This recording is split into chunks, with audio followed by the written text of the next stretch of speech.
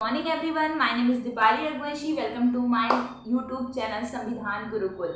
इससे पहले बेटा हम पॉलिटी का एक भाग पढ़ चुके थे जिसे हम समानता का अधिकार बोलते हैं। समानता का अधिकार हम पढ़ चुके थे जो आर्टिकल 14 से 18 में था। ठीक है, बहुत काफ़ी जानकारी हम पढ़ चुके थे। अगला है कि यदि आपको किसी भी सब्जेक्ट में, पॉलिटी हो, हिस्ट्री हो, ज्योग्राफी हो, किसी भी सब्जेक्ट में यदि आपको जानकारी चाहिए तो आप मुझे बिल्कुल कमेंट कर सकते हैं और धीरे धीरे मैं रेगुलर वीडियो लेकर आऊँगी तो आप इसमें पढ़ भी सकते हैं। ठीक है, आज हम स्टार्ट कर रहे हैं पार्ट 2 जिसे हम बोलते हैं स्वतंत्रता का अधिकार, जो आर्टिकल 19 से 22 में दिया हुआ है। ठीक है, उससे पहले मैं आपको कुछ ऐसे नॉर्मल जानकारी बता देती हूँ। हम जो मौलिक अधिकार के बारे में पढ़े हुए थे, मौलिक अधिकार जो है ये कहाँ के संविधान से लिया गया है, तो ये लिया गया है यूएसए के संविधान से, अमेरिका के संविधान से, और ये हमारे भारतीय संविधान के भाग 3 में है।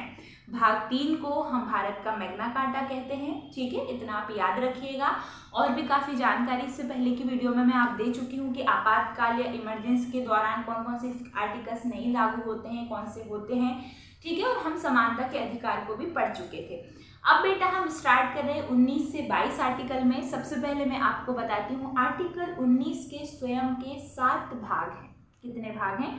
7। ठीक है, जिसमें से 19G जो है उसको 44वें संविधान संशोधन 1978 के द्वारा क्या कर दिया गया है, संपत्ति के अधिकार को हटा दिया गया है। ठीक है, और इसको एक दूसरे आर्टिकल में जोड़ दिया गया है। किससे? 44वें संविधान संशोधन 1978। ठीक है, अब हम स्टार्ट कर रहे हैं बेटा। ये काफ़ी जो रेलवे वगैरह जितने भी एग्जाम होते हैं, एक ना एक मौलिक अधिकार बिल्कुल आता है। और जो 19 के जो पार्ट है, ये जो 6 है, आप इसका जानना आपके लिए बहुत ज़्यादा ज़रूरी है। अभी हम स्टार्ट कर रहे हैं बेटा। सबसे पहले मैं आपको ऐसे बताऊं कि आपको चीज़ें याद भी हो जाए। हम सबसे पहले बात कर रहे हैं 19A की। 19A में क्या दिया हुआ है, तो आर्टिकल 19A में दिया हुआ है बोलने का अधिकार। क्या दिया हुआ है? बोलने का अधिकार। आप ऐसे पढ़िएगा कि आपको याद भी हो जाए। जब हमें बोलने का अधिकार मिल गया तो हम सब लोगों के साथ इकट्ठा होंगे। अगला क्या है? 19B। 19B में क्या दिया हुआ है? शांतिपूर्वक एकत्रित होने का अधिकार। क्या दिया है बेटा?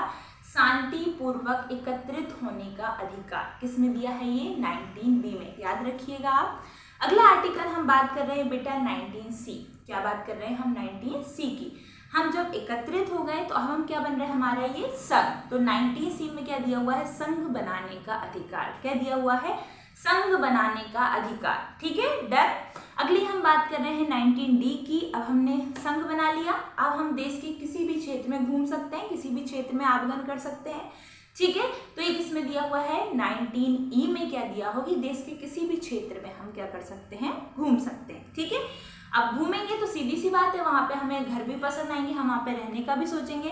तो देश के किसी भी एरिया में हमें निवास करने का अधिकार दिया हुआ है बेटा 19F में। ठीक है, ये आपके 6 आर्टिकल्स हैं, इन्हें आप प्रॉपर तरीके से याद रखिएगा।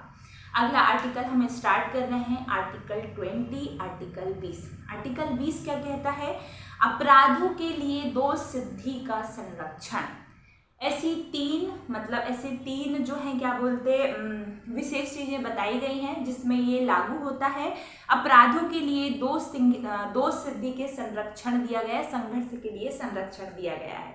ठीक है, इन तीनों को मैं आपको बाद में बता दूंगी, या तो मैं अभी आपको 1-2 समझाई देती हूँ। ठीक है, सबसे पहले बात करते हैं अपराध करने के समय से जो कानून है उसी कानून को आगे तक चलाया जाएगा।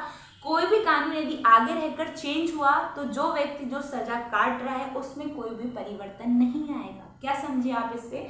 अभी किसी को फिलहाल में मान लीजिए आप गिरफ्तार किया गया है, ठीक है, किसी को भी किया गया है। अभी फिलहाल में हमारे यहाँ कानून है कि ऐसे ऐसे इस धाराओं के अंतर्गत ये होता है, इस समय इसको इतनी सजा दी जाती है, फांसी की सजा होती है।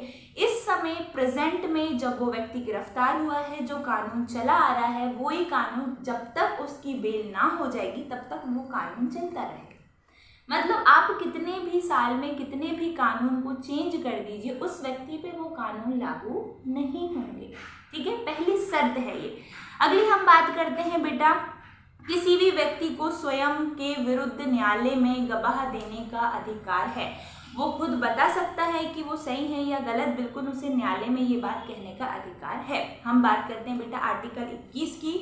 जो कहता है प्राण एवं दैहिक स्वतंत्रता। ठीक है, आर्टिकल 21 का, जिसे 86वें संविधान संशोधन 2002 के द्वारा जोड़ा गया है, इसमें 6 से 14 साल के बच्चों को निःशुल्क शिक्षा प्रदान की जाएगी। ठीक है, आप जानते हैं कि देखिए वो बात अलग है कि प्राइवेट स्कूल में यदि पेरेंट्स पढ़ा रहे हैं तो वो चीज़ अलग है, बट सरकारी स्कूल में 6 से 14 साल के बच्चों को निःशुल्क शिक्षा प्रदान की जाएगी, आपको ये पता होना चाहिए। ठीक है, और ये किस संविधान संशोधन से जोड़ा गया है? ये 86वें संविधान संशोधन, आप इसको कमेंट में बताएंगे। ठीक है, अगली हम बात करते हैं आर्टिकल 22 की। कुछ दशाओं में गिरफ्तारी व निरोध में संरक्षण। कुछ दशाओं में गिरफ्तारी व निरोध में संरक्षण।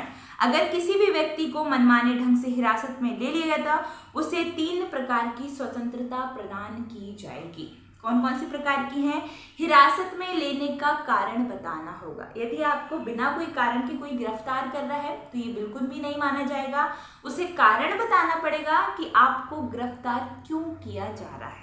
ठीक है, अगला होता है बेटा 24 घंटे के अंदर को आने और जाने के समय को छोड़कर 24 घंटे के अंदर आपको तब तक कहाँ रहना पड़ेगा। ठीक है, 24 घंटा कब माना जाएगा?